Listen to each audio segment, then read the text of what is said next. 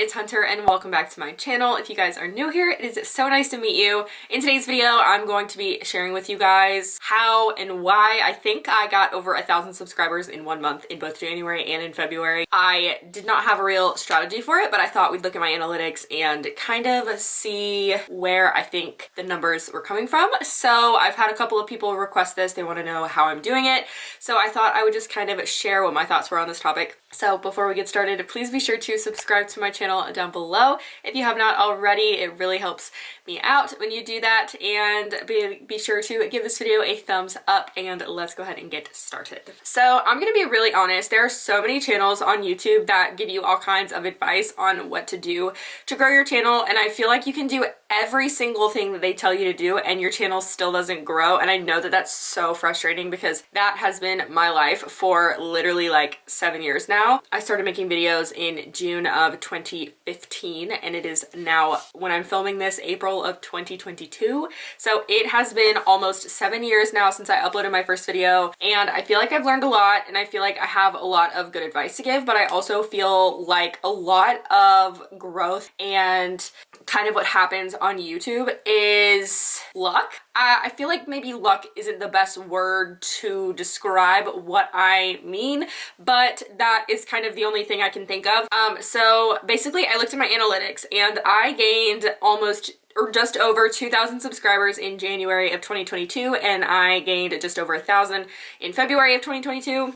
And because of that, I have the highest I'd ever gained in 1 month was around 530 subscribers in August of 2021. So for me to gain 3,000 subscribers in 2 months was actually the most insane thing that's ever happened to my channel.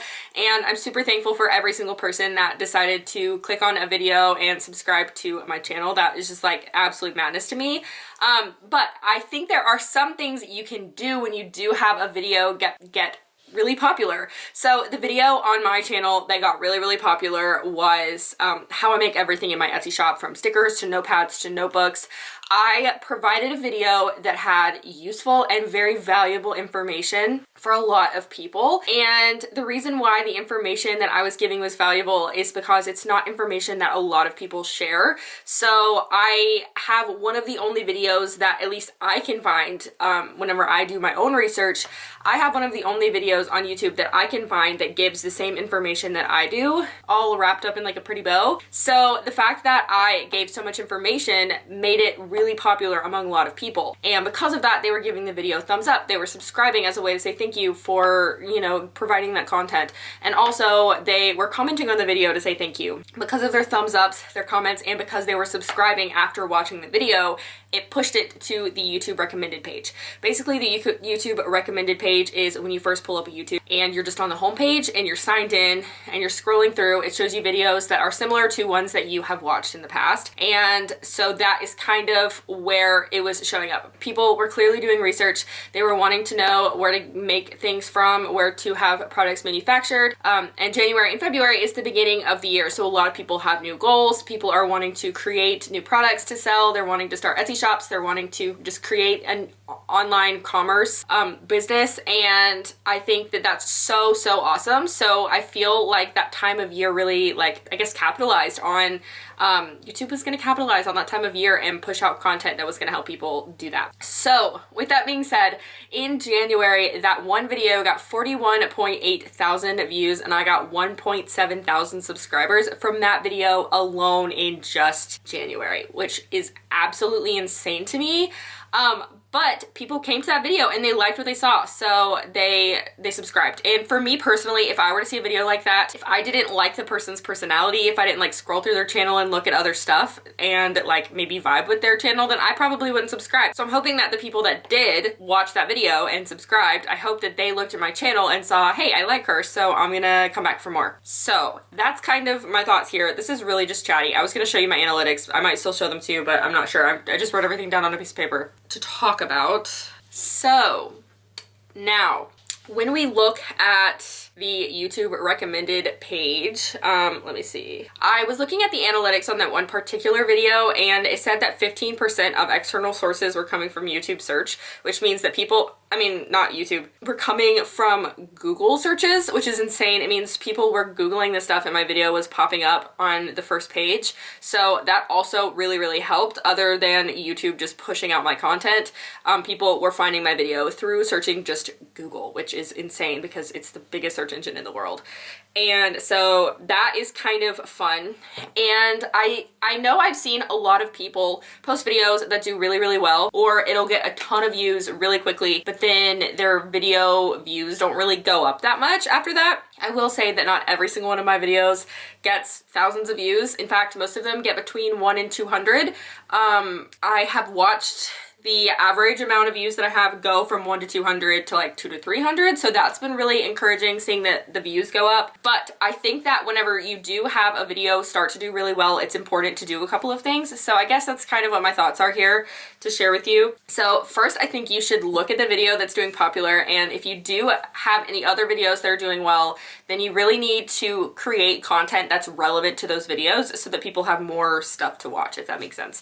So for example, my video that I posted, how I make everything in my Etsy shop, that video obviously is the best performing video on my channel.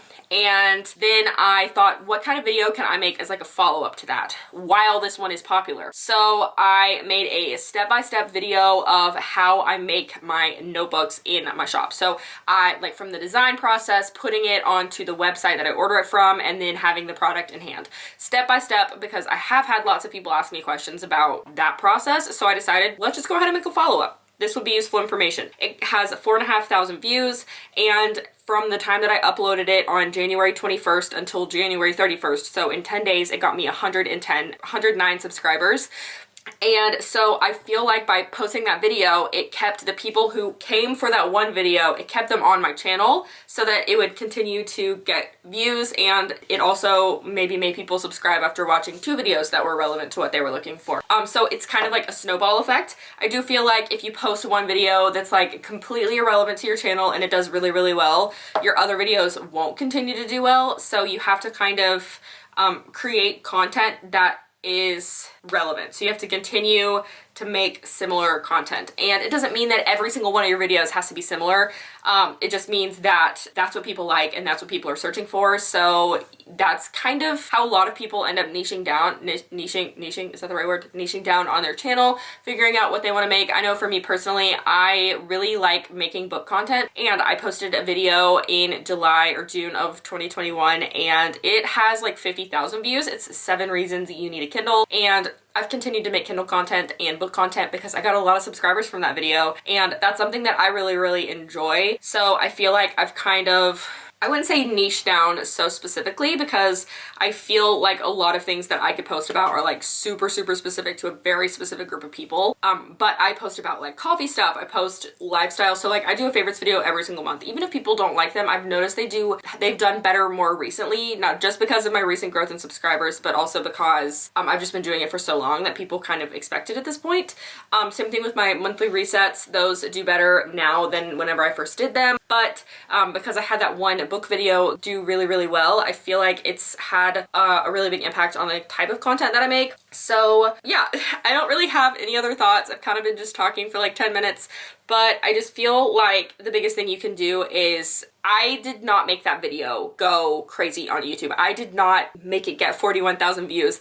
I can't make anybody click on the video. I can't make anybody watch it all the way through. I can't make anybody subscribe, but I created content that had valuable information, that was rare valuable information. And I also created similar content around the same time so that I could kind of capitalize on the views and the subscribers that were coming in a hope to keep it snowballing. My growth has slowed since then. Let me see how many subscribers I got in March. Okay, so in March I got 590 subscribers, which was not nearly as many as what I got. Okay, let me back up. In January, I got 1,967. In February, I got 1,599. And in March, I got 590. So still kind of up there. And so far in April, I've gotten 270. And that has been for the first 19 days of this month. It's actually a day behind. So it's the first 18 days of this month. So I think I'll probably get close to 500 for this month. 500? 400. I'm thinking 400. I'm thinking I'll get close to 400 for the month of April, which still isn't bad, but I know I had people ask about the growth, so I wanted to share kind of my insights, kind of what I was thinking whenever I was looking at that. It still was absolutely crazy to watch my growth. So if you guys haven't subscribed recently, thank you so much for getting me to 10,000. I am currently less than 200 away from 12,000, so that's really fun. And I'm just super thankful for everybody that subscribed to my channel. And also another thing I forgot to mention was consistency. I feel like you just gotta stay consistent because you can't post a video, go viral, and then never post again because people are gonna subscribe and then they're gonna unsubscribe. So consistency is really important. But that was the last thing I had. This video was very spur of the moment and not very good probably, but I wanted to share with you guys my thoughts anyway. And if you have any other questions, you can DM me on Instagram or comment down below and I'll try to get back to you as soon as I can. But that is all I have. So thank you so much for watching and I'll see you guys in my next video. Bye.